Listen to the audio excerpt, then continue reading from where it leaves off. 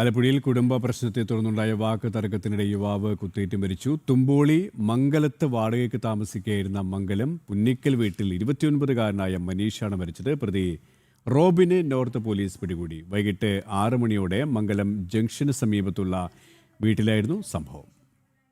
വിവരങ്ങളുമായി സുധീഷ് ഗോപാൽ ചേരുകയാണ്. സുധീഷ്, എന്താണ് സംഭവിച്ചത്? മറ്റു വിവരങ്ങൾ കൂടി.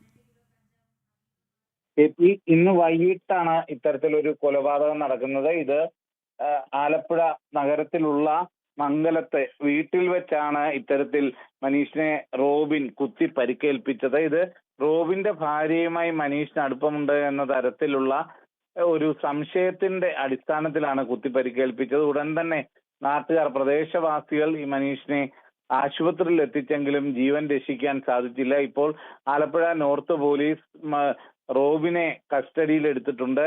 തുടർ നടപടികളുമായി മുന്നോട്ട് പോവുകയാണ്. വളരെ ദാരുണമായ ഒരു സംഭവമാണ് ഉണ്ടായിട്ടുള്ളത്. KP സുധീഷ് ഗോപാലാണ് വിവരങ്ങൾ നൽകിയത്.